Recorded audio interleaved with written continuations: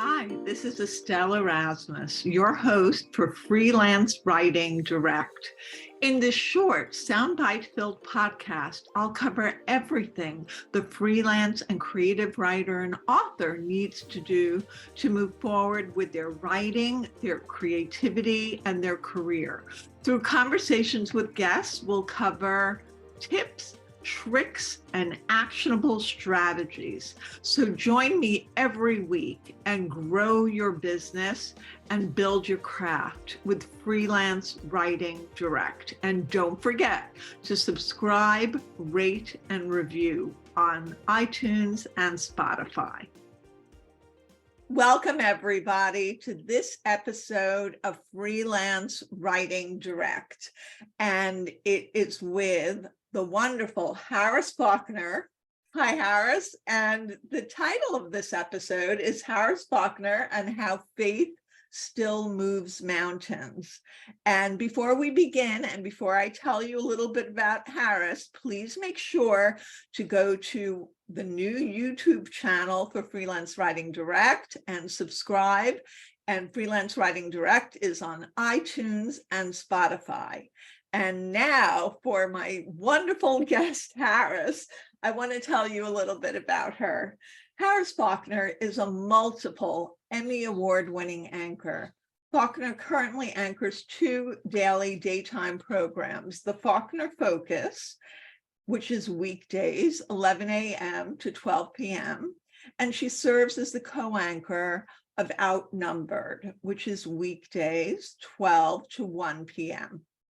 Following her breaking news coverage in 2020 and serving as the only Black woman to anchor two back-to-back cable news programs, Faulkner was named to Worth magazine's Groundbreakers list, which honors 50 influential women worldwide for breaking barriers in their industries.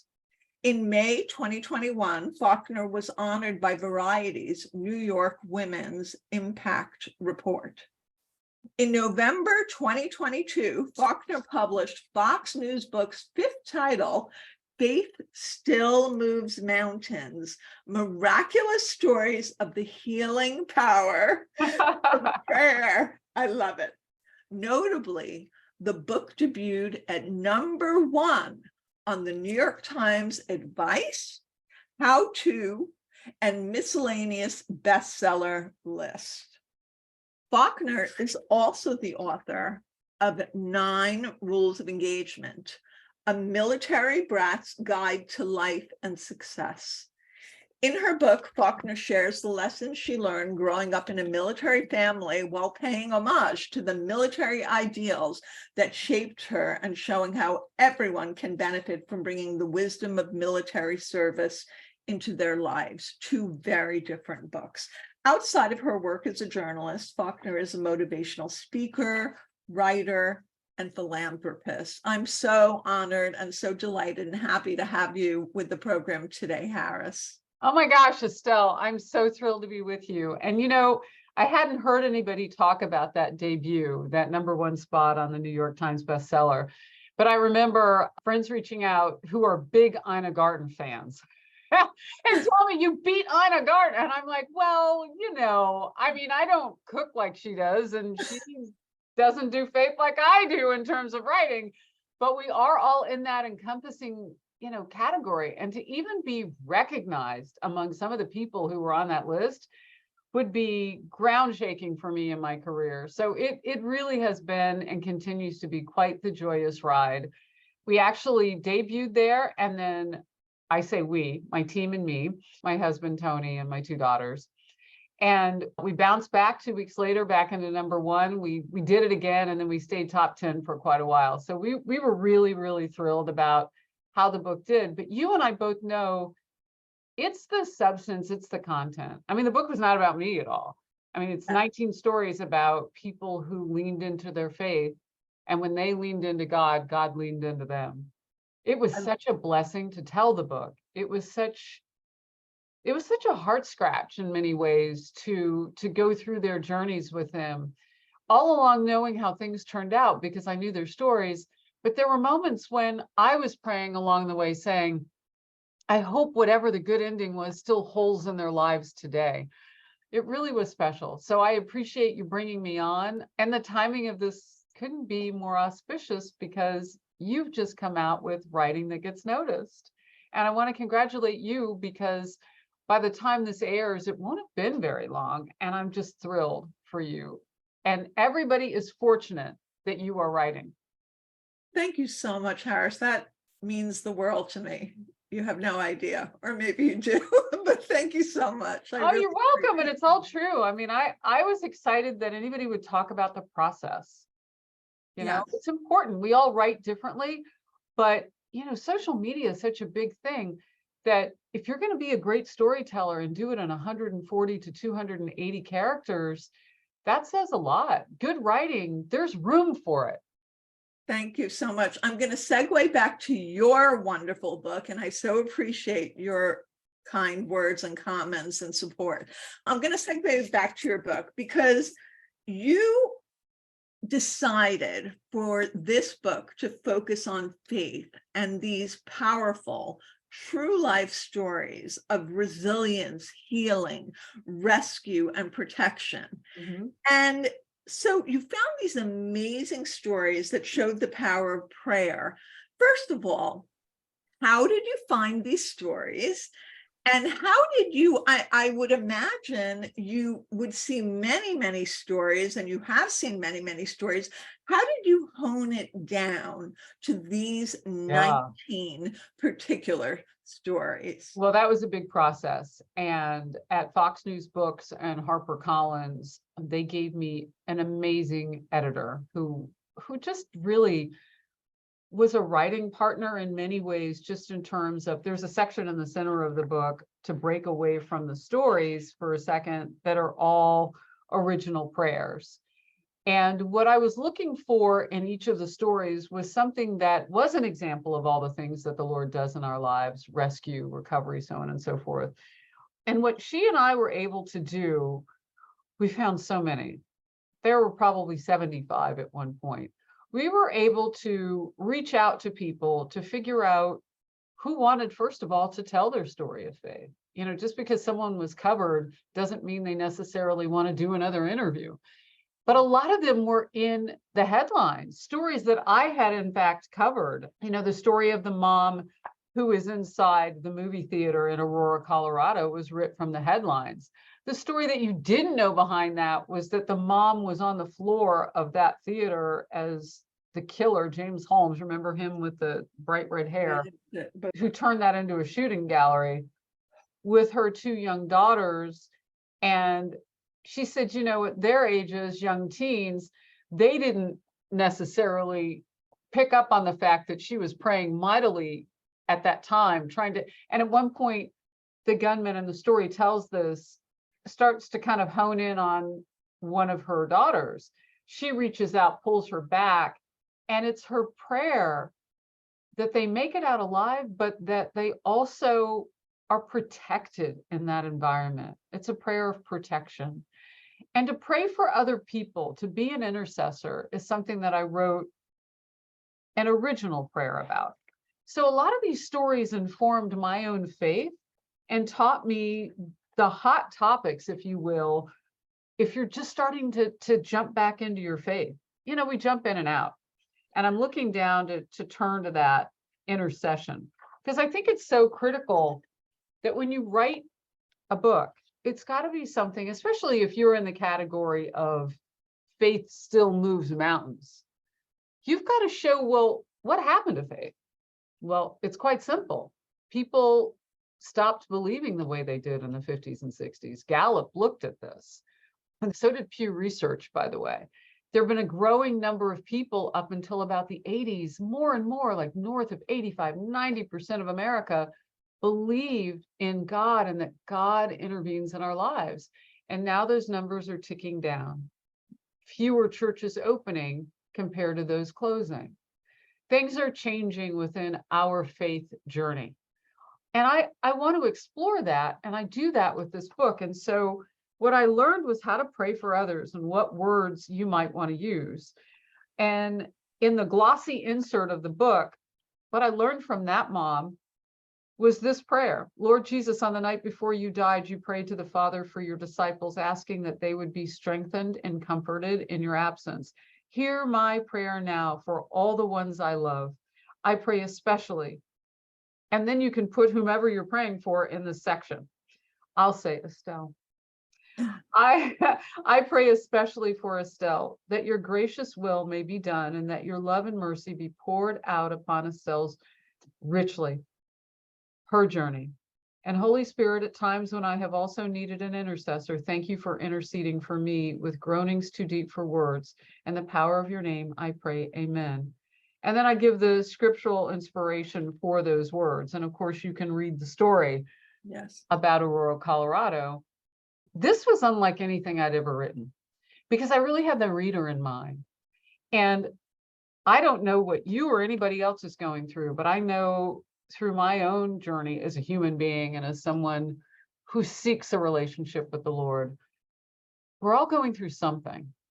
Right. And even when we are just so successful, you with your book, me with mine, a job I love at Fox News, 2 beautiful children, a husband, our health, there's always something in the background going on. And so we all know that. And sometimes it moves into the foreground. It can be a diagnosis of cancer. It can be the loss of a loved one, so on and so forth. So as I wrote Faith Still Moves Mountains, it was about the reader and my anticipating that they may need some shoring up. Mm-hmm. So in terms of choosing those stories, I went in search of just the right story that would show a fall away, whatever it was in Faith Walk, and then a return and a mighty, mighty blessing for leaning into the Lord. That's what I was looking for. It's fascinating because one of the people that you interviewed for the book, it might have been Sarah, the mom, I'm not sure. She said faith is a choice. Mm-hmm. And I think that's so important that is there, because I did note that you said in the book that the Gallup study showed that 81% of people mm-hmm. no longer believe in God. But they don't think that God intervenes in our lives at all. You know, sometimes people can believe in something greater, but then what difference does that make if you don't believe that the Lord is going to act? I mean, that stat is heartbreaking. It's fascinating. I was looking on TikTok the other day. Sometimes I do, sometimes our kids do. And I saw Earl Nightingale, who was a very famous speaker, author, radio broadcaster. And he said back in the day, it was decades ago, you have to pay attention to your thoughts because your thoughts create your reality. And I make the comparison with what you're saying in the book, because if faith is a choice, it's how you're now thinking of the higher power. You don't have to call it God. You don't have to, it could be a female power person, not the patriarchal one, but it could be any element of something that is bigger than us. And so then how we think is how we are creating our reality. And I think that's where prayer comes in. No, it's so true. And that idea about a choice is exactly what the Bible teaches us. My husband is Jewish, and so it's a very baseline First Testament teaching. And we are an ecumenical household, and we talk about that. Our faiths are splintered at some point in the journey of Judaism and Christianity, but they are yoked in the beginning because of that very foundational idea that the Lord gives you choice. And it does inform every decision that I make. I mean, when there's a big decision in my life, I will ask far fewer humans than most people do what they think. I pray about it. If I move to go ask somebody who might be worthy of helping me make that decision, and what is worthiness? Well, if I need medical attention or a medical question answered, a doctor is worthy. Right. A neighbor versed in something else might not be, but it does. I think that once you start to pray, you're giving in to the notion that I'm choosing for there to be a river of love and guidance in my life. And when you tap into that, it is amazing. Now, you mentioned people in the book. I did want to mention this. Yes. There's one chapter that I found especially hard, not to write, but to listen to engage, to interview for. It's called Addiction Won't Win. And there's so much addiction in our society right now. Yes. In each title, I put a subheading. God uses a woman's weakness, her 17-year heroin addiction, to reveal her purpose, exclamation point. Finding our purpose is also a choice. And it's usually very clear to us based on what's going on, both our blessings and our tribulations and trials. And so in terms of finding stories, I also looked for those that reflected where we are in society today. And drug abuse has been around for a long, long time, and I'm sad to say it will be around. I mean, addiction in general, people get addicted.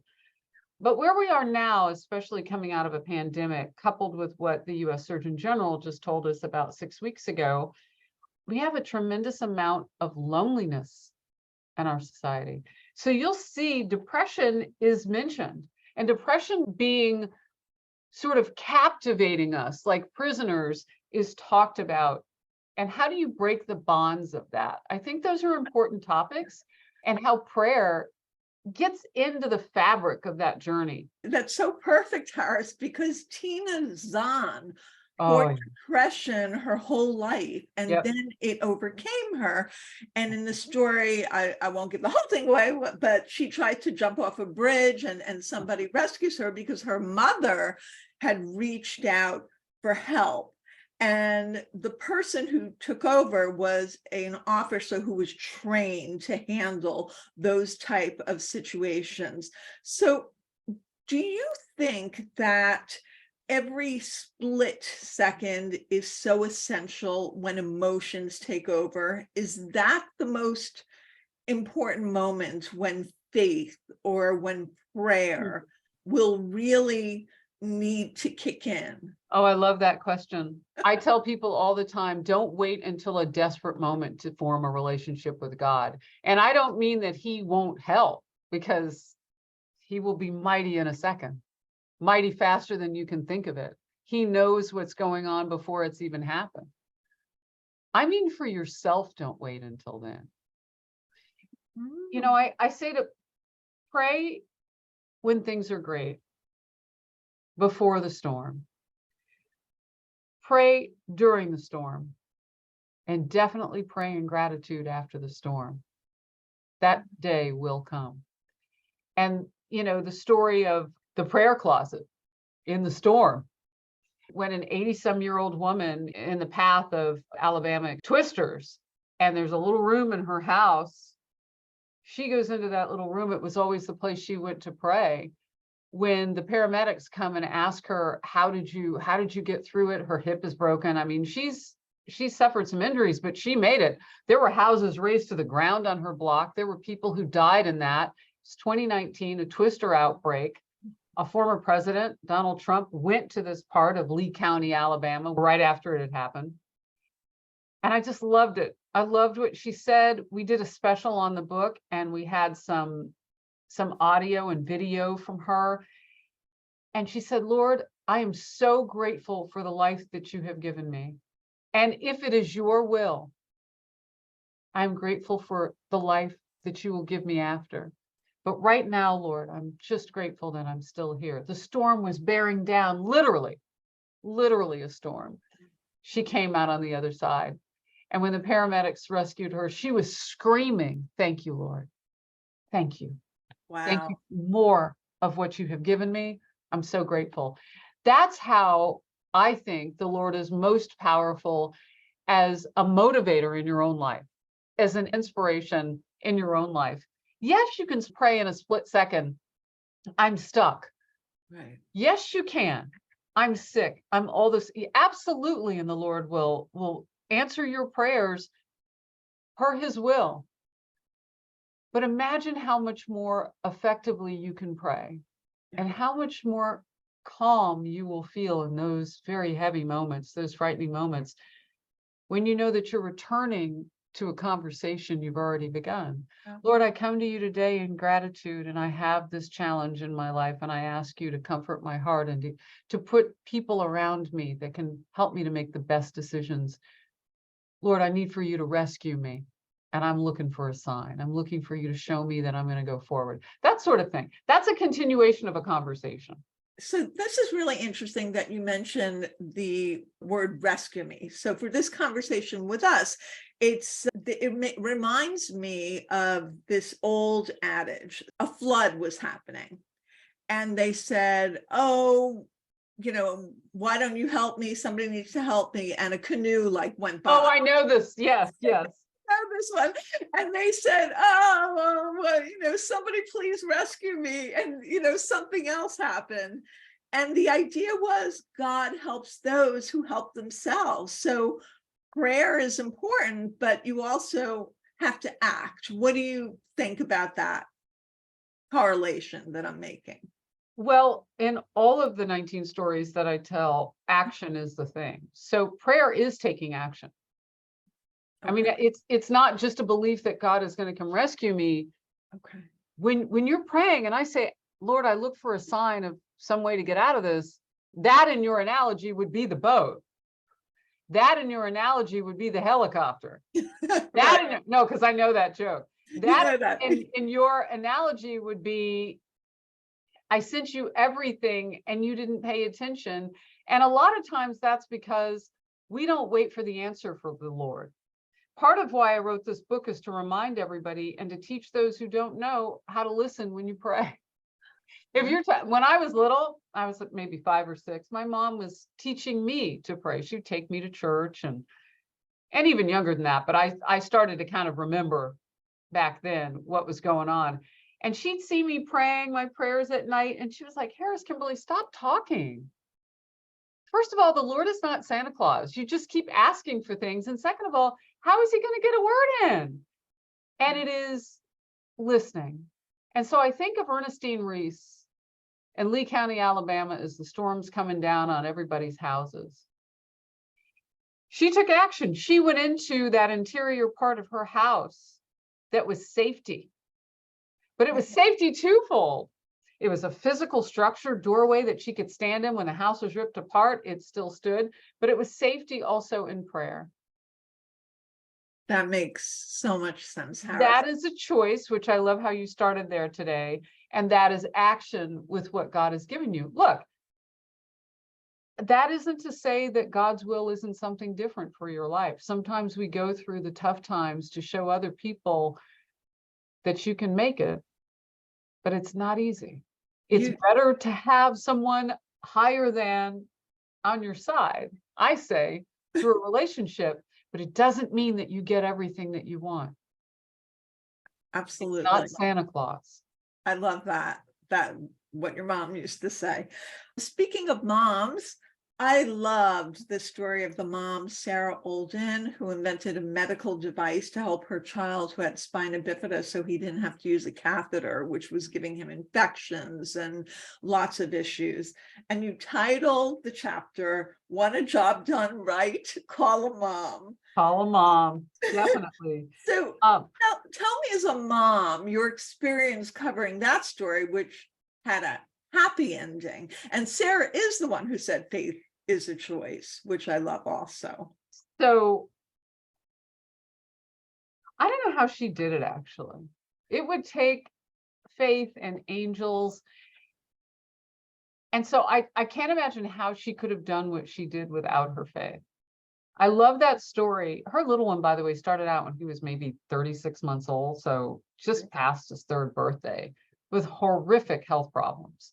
And a catheter on a grown person is painful. It was so painful.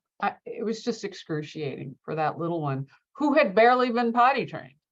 So I can't even imagine that. Spina bifida had all sorts of other medical challenges that would be ushered into their lives. But what I love about that story from a mom's perspective, we've all had a sick little one, a high fever, whatever the case may be. And in that moment, when it is your responsibility to hold that little one and keep them whole, and to know that it's going to be okay on the other side, but that you don't control it. She had the presence of mind to choose to pray for an answer that would help everybody. Amazing. Amazing grace. Amazing. So the Lord then begins to work his will in her life. And is it to cure spina bifida? Apparently not. No. But is it to make their journey that much easier? And is it to give her purpose and to enlighten the way for others, to give others hope in that medical condition? I mean, it is amazing how things work out. And so she didn't have a science background at all. And what I love about that, I don't want to give it away too much, but remember when she talked about the color of her hair was like bright pink and Yes, like yes. the opposite of her. She's like, I would walk into boardrooms and people would just stare at me, but I had an idea. And she had an idea for a medical device. And she wasn't afraid. She was brave. And I think She was that brave. is even her. And then also the teenagers, you write the story about the teenagers being saved. Amen. Brave. They didn't even think about the possibility of death. They were just going forward and moving forward. And do you feel that bravery and faith go together? Well, I do now, because I look at how often we are canceled. People are not shy about saying what they do. We had a former president, oh, they cling to their religions and their religion and their guns. That was Barack Obama. It's one of those things right now where particularly Christian and Jewish faiths are under attack, and our places of worship are hit. We can't tolerate that. We must band together and use the impenetrable power of prayer. It is a mighty spiritual weapon. And so I look at our journey and I think you have to be bold. You have to be unapologetic in your faith. I'm a journalist. I talk about it. People say, oh, how can you do that? What are my options? Seriously, with all the things I cover, you don't think I pray about that? I certainly can't change some of the things that are going on in America, but I can pray, and with the mighty hand of God and his will, it's amazing what we can do together.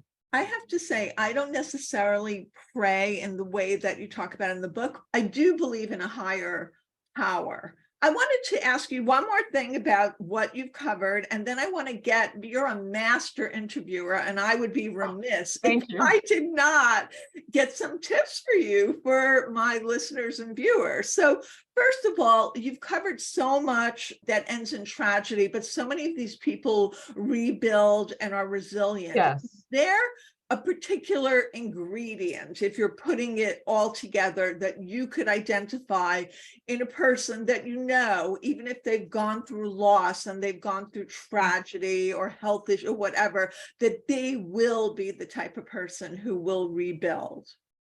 Curiosity, bravery, as you said.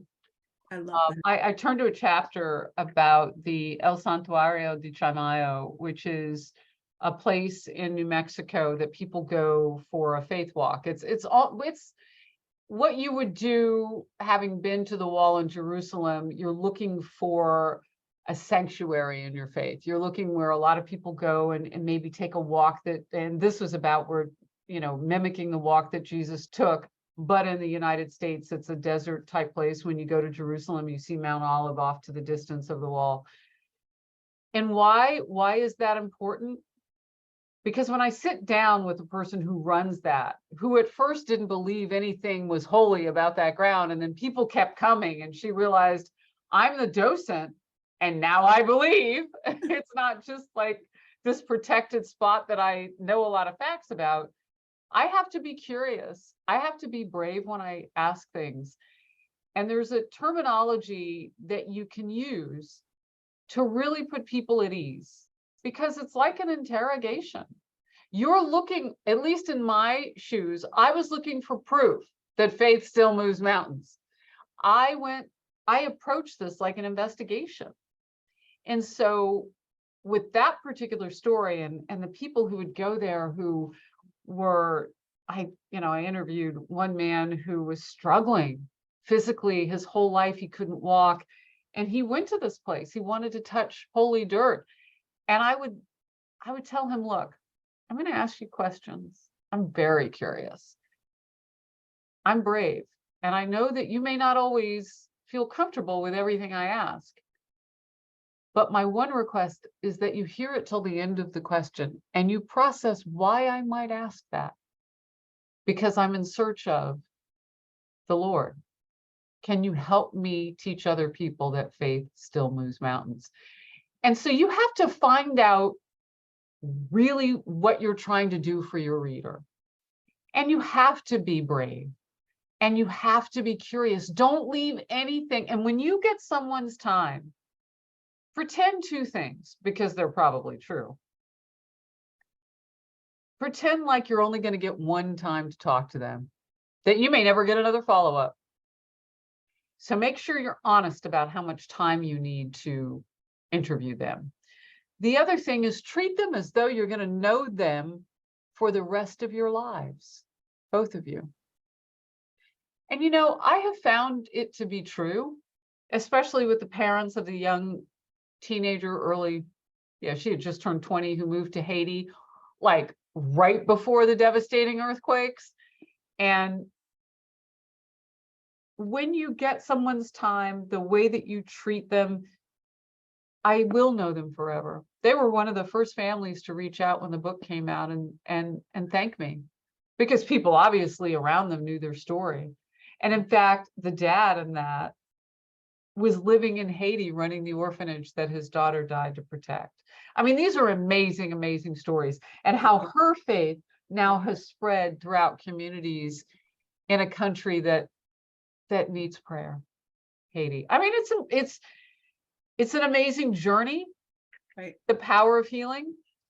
But whatever you're covering, it has to be something that you can be unending in your curiosity about. Like, until the book was going to print on my mom's birthday, August 25th. I miss her every day. And right before it was going to print, I was scurrying around. I was like, oh my goodness, what if I left something out?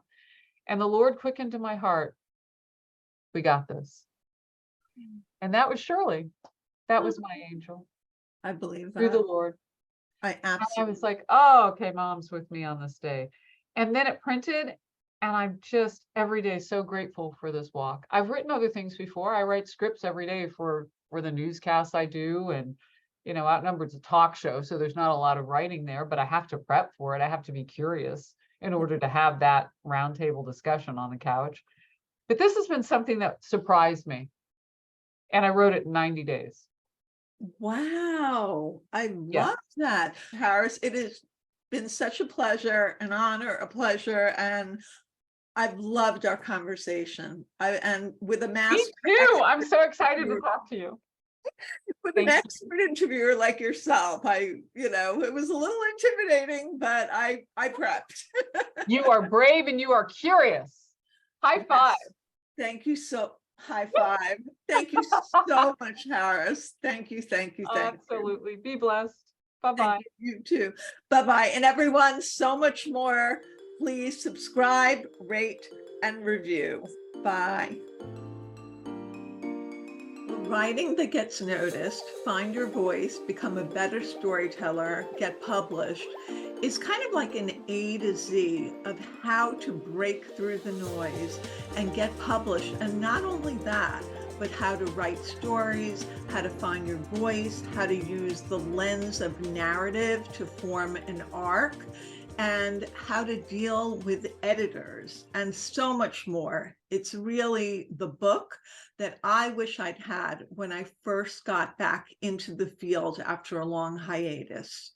What can writers do to avoid getting ghosted by an editor they are pitching a story or an article to? There are 3 tips that I want to share. The first one is that you need to have a specific spin on a story. It can't just be, I want to write about peace in the Middle East. It's much more interesting to talk about there's a situation where there is one family of one religion and another of another religion, and they're coming together, and this is how they're doing it, and that's what I'd like to cover. Or you don't want to talk about the influx of depression in children. You want to have a specific topic for that. Number two, you could tie it in with something going on in the culture. You could tie it in with a movie or with a book or with a topic that a celebrity has brought up. That immediately gives it relevance. So the editor will see that even if it's a story that happened years ago, there is some reason for it to be now. I always say, why this? Why now? Why you? And the third way to keep from getting ghosted is to write to the reader, as I call it, which means that even if the editor hasn't seen your work before, you're going to write the first paragraph of your story as if you actually had the assignment. This will show the editor your writing style and your ability to craft a sentence. And that makes a big difference in them knowing that you are someone they can trust. What do you most hope readers will take away from your book? What I most hope that readers will take away from writing that gets noticed is a feeling of inspiration and support. I want to be the literary fairy godmother that you keep in your back pocket, like I do for my students. I've been on both sides of the publishing wall throughout my long career as a magazine editor-in-chief and editor, as well as a prolific journalist and writing coach and writing professor at NYU. And I want people to know that you have to keep working at it. You have to build your craft. You have to ask the right questions, which my book will answer. And you have to stay curious, because a curious mind is the mind that's going to pick up information that's going to power you forward so that your writing will get noticed.